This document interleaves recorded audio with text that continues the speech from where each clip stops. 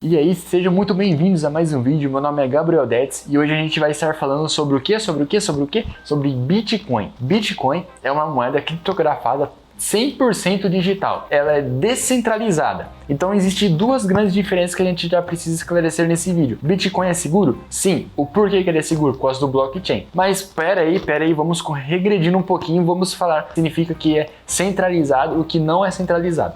O Bitcoin, ele é uma moeda que ele não precisa de um intermitente para fazer as transações. Numa rede centralizada, vamos supor que é a rede dos bancos tradicionais, que é uma rede centralizada. O banco, você pega e quer transferir dinheiro para alguém. Eu quero transferir dinheiro para você que está assistindo o nosso vídeo aí. Eu pego, venho aqui, pego meu celular, vou lá e faço a transferência. Eu não envio diretamente para você. Eu envio primeiro para o banco e o banco envia para você. Então, existe um intermediário que faz essa transferência bancária. Então, eu não consigo enviar diretamente para você. Daí, também tem um modelo que é descentralizado, que é como o Bitcoin funciona. Como que o Bitcoin funciona? Ele pega, é feito transações, eu não preciso de um intermediário, eu posso transferir diretamente para você. E todas essas informações ficam gravadas dentro de um bloco. Então o que acontece? Eu transfiro para você, você transfere para alguém, e alguém pode transferir para uma outra pessoa. Não precisa de um intermediário como acontece no caso do banco, como se fosse uma teia de aranha. Eu transfiro para você, você transfere para alguém, e aí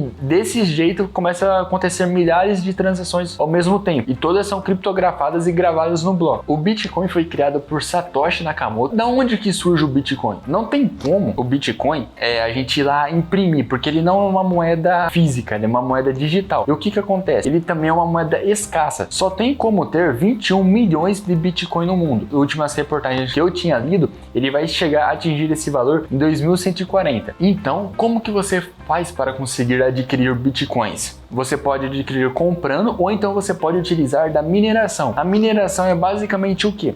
De 10 em 10 minutos surge um bloco e dentro desse bloco você consegue achar alguns bitcoins. Então o que acontece? Quando você utiliza o seu computador, isso é a função dos mineradores, você utiliza o seu computador para resolver cálculos complexos de matemática. Seria basicamente um sudoku que você tem que ficar completando lá os númerozinhos nas colunas lá. Então depois que ele consegue resolver esse bloco, ele vai lá e faz o registro do Bitcoin. Depois que você registrou esse Bitcoin, não tem como mais utilizar esse bloco. Depois de 10 minutos esse bloco se fecha e abre um outro tipo de bloco.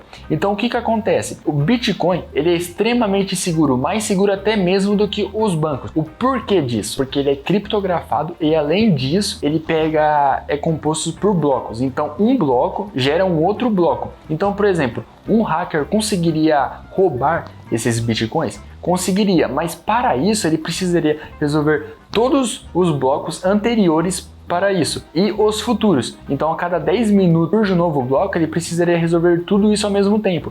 Isso seria praticamente impossível.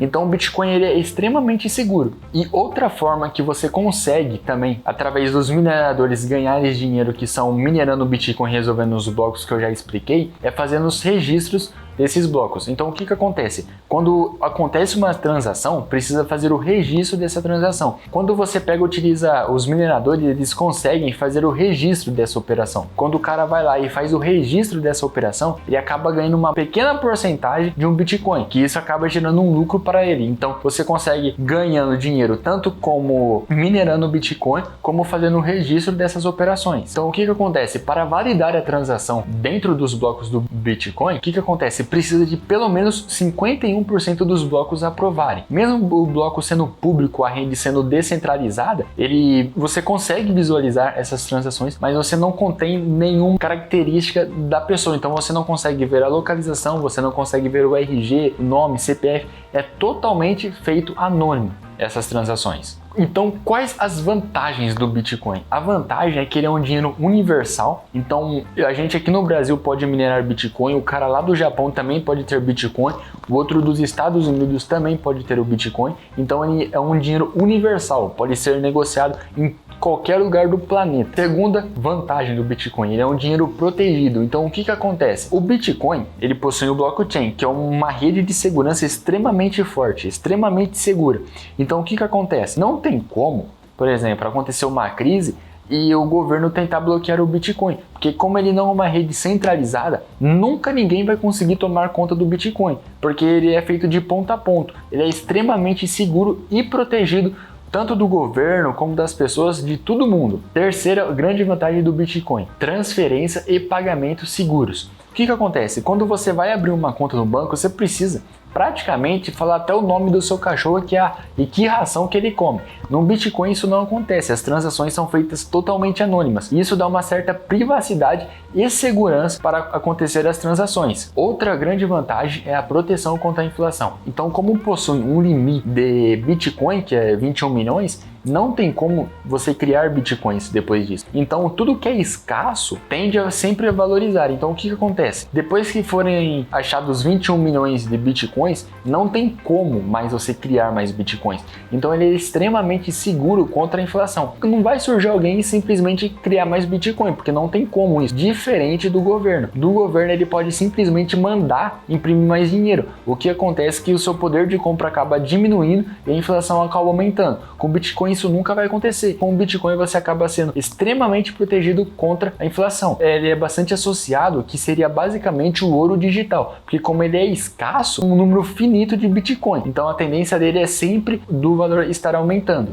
E as grandes desvantagens do Bitcoin. Primeiro, ele está em processo de desenvolvimento. Você não consegue hoje viver 100% de Bitcoin. Por quê? Tem empresas que ainda não aceitam, tem empresas que já começaram a aceitar, Tesla já não sei o que aceita, Japão em alguns lugares aceita. Acho que no Brasil, aqui em Curitiba, tem um caixa que você consegue sacar dinheiro através do Bitcoin. Só que ele ainda é muito novo, é uma moeda muito nova, é uma ideia muito inovadora, só que ainda está começando a surgir neste momento. E está muito famosa atualmente. Ela não possui uma política de reembolso. Então o que acontece? Se você, por exemplo, for transferir um Bitcoin seu para um amigo seu, se você transferir errado, ela não possui uma política de reembolso. Então se você transferiu errado, já era, ferrou. Não tem como você reembolsar esse Bitcoin. Outra grande desvantagem é que acaba abordando os dois tópicos anteriores, tanto que ela é uma moeda que está em progresso, como que é uma moeda que não possui uma segurança, que se você fazer cagada não tem como você recorrer, que é a volatilidade. Ela é muito volátil. Então o que acontece? É normal do Bitcoin subir 5, 6% no mesmo dia e acabar caindo 10% no outro dia. Para quem quer investir em Bitcoin, eu recomendaria colocar uma pequena